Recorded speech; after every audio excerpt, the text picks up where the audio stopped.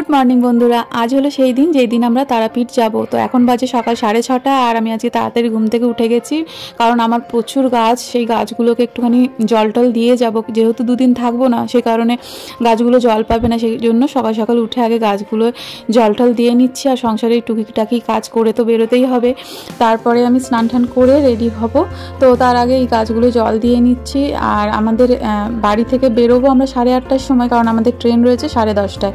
তো সেই কারণে 1-1.5 ঘন্টা আগে তো আমাদের বেরোতেই হবে। হাওড়া স্টেশন যেতে আমাদের মিনিমাম 1 ঘন্টা লেগে যায়। তারপরে গাড়ি বুকিংয়ের ব্যাপারটা রয়েছে, সঙ্গে সঙ্গে গাড়িটাও পাবো কিনা সেটাও জানি না। তো যাই হোক এই যে গাছে জল দিয়ে নিচ্ছি। আগের বছরও আমরা তারাপীঠ গিয়েছিলাম পুজো দিতে, তো মানত ছিল ঘন্টা দিয়ে পুজো দেওয়ার, তো সেটার জন্যই গিয়েছিলাম। তো তখনই পুজো দেওয়ার সময় মাকে বলে এসেছিলাম যে প্রতি বছর যেন তোমার কাছে একবার করে এসেও যেন পুজো দিয়ে যেতে পারি। তো সেই কারণে অনেক দিন ধরেই একটুখানি এই নিয়ে কথাবার্তা হচ্ছিল। রিজোর বাবা বলছে চলো এখন কাজ নেই আর রিজো মাম্মারও পরীক্ষা শেষ হয়ে গিয়েছে, এই সময়টা ছুটিও রয়েছে, তো চলো তারাপীঠে গিয়ে মাকে পুজো দিয়ে আসি। তো সেই কারণেই মন স্থির করে আমরা ঠিক করলাম 2 দিনের জন্য মার কাছে যাব, গিয়ে পুজো টুজো দিয়ে আসবো।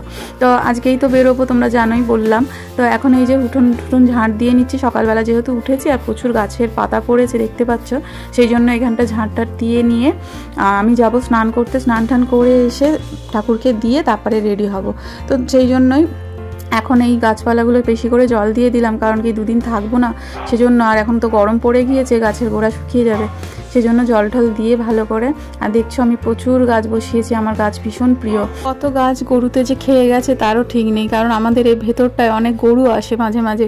তো সেই গরুদেরও আমি রুটি খাওয়াই, সবজি ফল যা থাকে দিই খাওয়াই, কিন্তু এই গাছ আমার ভীষণ খেয়ে চলে যায়।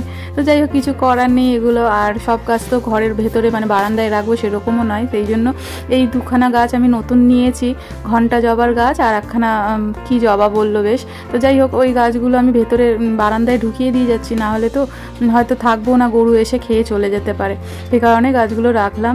আর এই যে দেখো স্নান টান করে রেডি হয়ে নিয়েছি। তো এবার যাব পুজো দিতে, পুজোটা দিয়ে নিয়েই একদম রেডি হব, রেডি হয়ে বেরিয়ে যাব। সকালবেলা ব্রেকফাস্ট কিছু করা হবে না, কারণ এত সকালবেলা কিছু মানে খাবার দাবার রেডি করে খাওয়াটাও মুশকিল হয়ে যাবে, আর এখন দোকান থেকে কিছু কিনে এনে খাওয়ারও সময় নেই।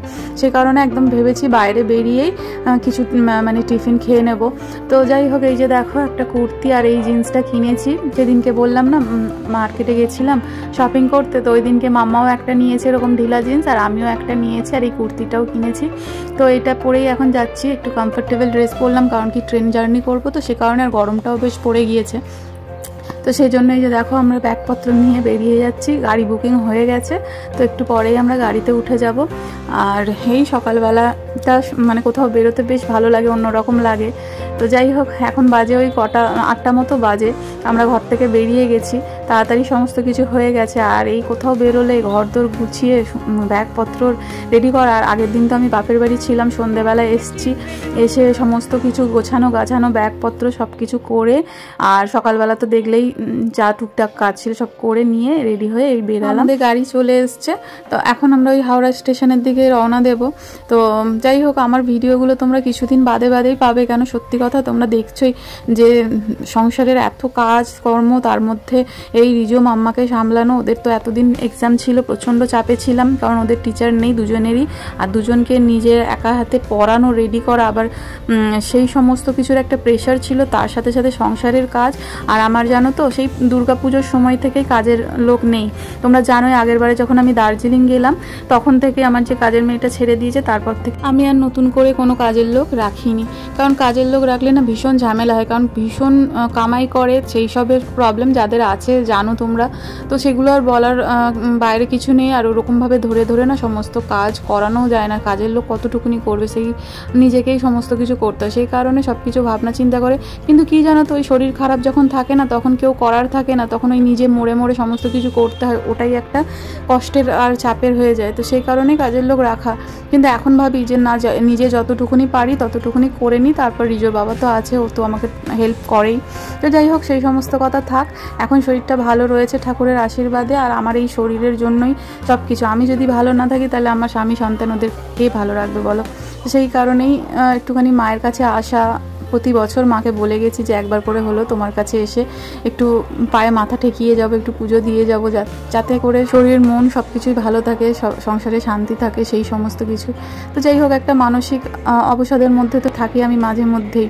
এটা মানে বলে বোঝানোর মতন নয় তোমাদের। আর তোমরা দেখেছো রিজোর বাবা সবসময় চেষ্টা করে আমাকে কী করে ভালো রাখা যায়, আমার মনটাকে কী করে ভালো রাখা যায়। তো যাই হোক, এখন আমরা এই যে হাওড়া স্টেশনে চলে এসেছি। এখন ওয়েট করতে হবে খানিকক্ষণ, কারণ আমরা অনেকটা আগে চলে এসেছি। ট্রেন রয়েছে 10:30টার, এখন এই 40 মিনিট মতো আমাদের ওয়েট করতে হবে। আর রিজোর বাবা এখানে গেছে একটু টিফিন ব্যবস্থা করতে, আর কি সকালবেলা ব্রেকফাস্ট করে, সেই জন্য এটা মাম্মা ভিডিওটা করেছে। আমি আর যাইনি, আমি আর রিজো বসেছিলাম। তো এই যে নিউ আমরেতে এসছে ওরা টুকিটাকি খাবার দাবার নিয়ে, এখান থেকে এটা নিয়েই আমরা ব্রেকফাস্টটা করবো আর কি সকালবেলা। আর তারাপীঠে তো তোমরা জানোই অনেকের নিয়ম, অনেকে মানত করে যে না খেয়ে পুজো দেবে, তারা না খেয়ে দেয়। আমিও করেছিলাম, রিজো যখন হয়নি, রিজো হওয়ার আগে আমার কিন্তু পুজো দিয়েছিলাম, তখন সম্পূর্ণ একদম নির্জলা উপোস থেকে পুজোটা দিয়েছিলাম। তো তারপরে এখন তো আর উপোস থাকতে পারি না সেইভাবে। অন্য কোনো পুজো থাকলে, ঘরোয়া পুজো থাকলে তখন উপোস করে পুজো টুজো দিই, কিন্তু এখন যেহেতু তারাপীঠে যাচ্ছি সেই জন্য কোনো রকম উপোস করে যাচ্ছি না। এই যে দেখো স্টেশনে এখন আমরা যাচ্ছি, আর আমি গান শুনতে শুনতে, গান গাইতে গাইতে যাচ্ছি স্টেশন থেকে। আর এই যে আমাদের ট্রেন ঢুকে পড়েছে, এখন আমরা ট্রেনে উঠে পড়বো।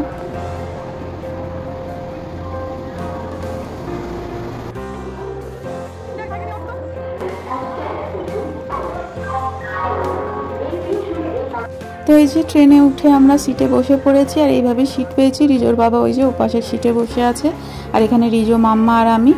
তো ট্রেন আমাদের ছেড়ে দিয়েছে, এখন 3.5-4 ঘন্টার অপেক্ষা, তারপরে আমরা মায়ের কাছে পৌঁছে যাব।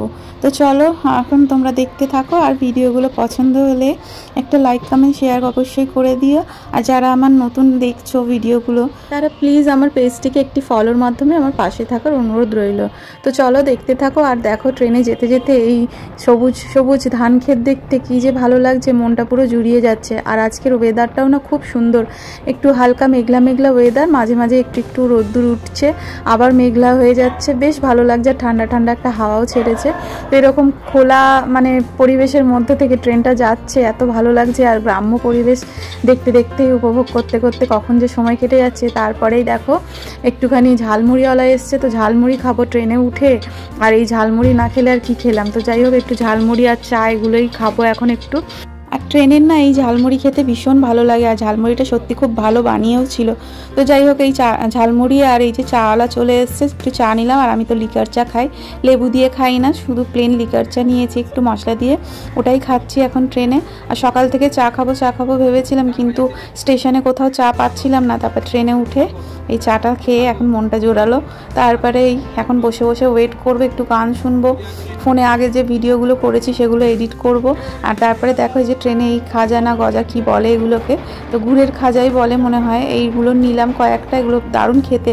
তো রিজোর বাবা তো ট্রেনে খুলে সঙ্গে সঙ্গে কয়েকটা খেতে শুরু করে দিয়েছে। আর আমরা প্রায় রামপুরহাটের কাছাকাছি চলে এসেছি, আর এখন বৃষ্টি হচ্ছে মুষলধারে। তোমরা হয়তো ক্যামেরাতে অতটা বুঝতে পারবে না, কিন্তু বৃষ্টি হচ্ছে, আর এত সুন্দর লাগছে ওয়েদারটা বলার বাইরে।